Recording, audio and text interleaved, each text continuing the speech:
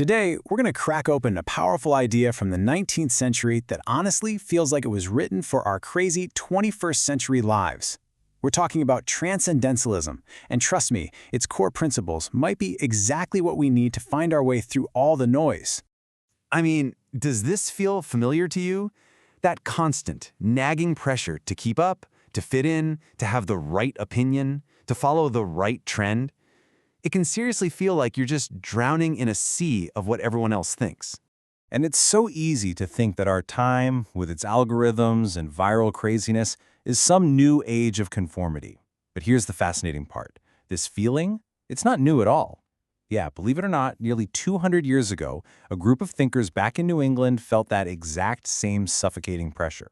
Not from social media, of course, but from the powerful institutions of their day. You know, the government, the church, and all those rigid social rules. And their response was basically a radical declaration of independence for the mind. And that response? Well, it was a philosophy they called Transcendentalism. It was this really bold and kind of beautiful rebellion of the individual spirit. So here's the absolute core of it. The Transcendentalist argued that the most important, profound truths in life, you're not going to find them in a textbook or listening to a sermon. Nope. They have to be discovered within yourself. And you know where they thought the best place to start that journey was? Out in nature. So let's dive into the core beliefs that really powered this whole revolutionary way of thinking. Okay, number one, and this is the big one, trust yourself. It's this powerful call to rely on your own intuition, your own gut feeling, instead of just going along with what the crowd is doing. I mean, what a direct challenge to the way things were. Second, they saw nature as the ultimate teacher, and I'm not talking about in some dry scientific way. For them, it was a deep spiritual guide. A walk in the woods was basically a form of church. It was a place where you could find real moral clarity, and for them, a direct connection to the divine. And third, this whole philosophy was built on this radical optimism about people.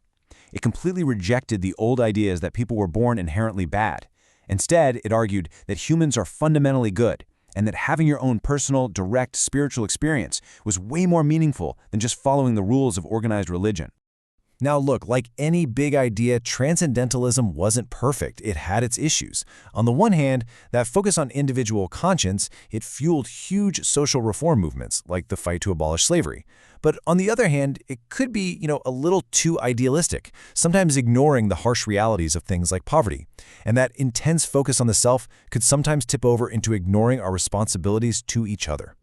So who were the actual people behind all this? Let's meet the two giants of the movement and see how they brought these ideas to life in their own really different ways. All right, first up, you've got Ralph Waldo Emerson.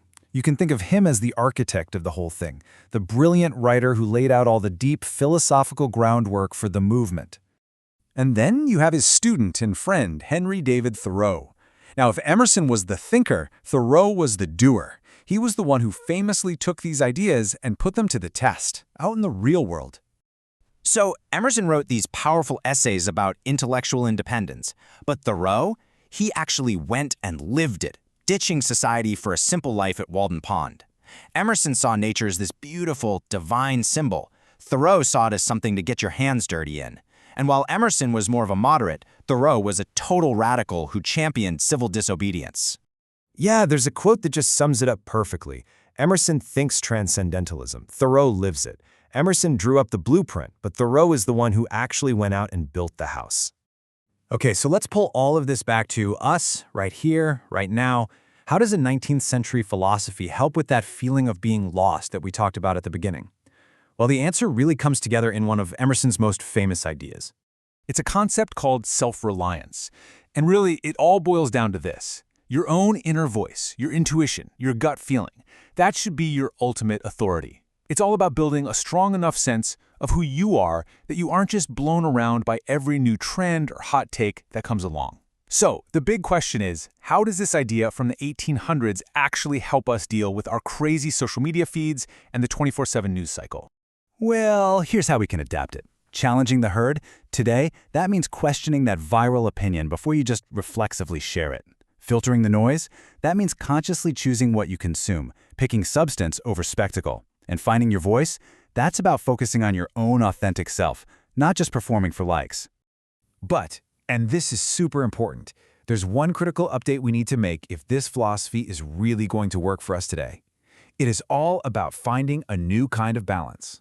Look, the original Transcendentalists, they could get a little too focused on the individual, almost to the point of being isolated. But today, we know that our biggest problems, from social justice to climate change, require us to work together.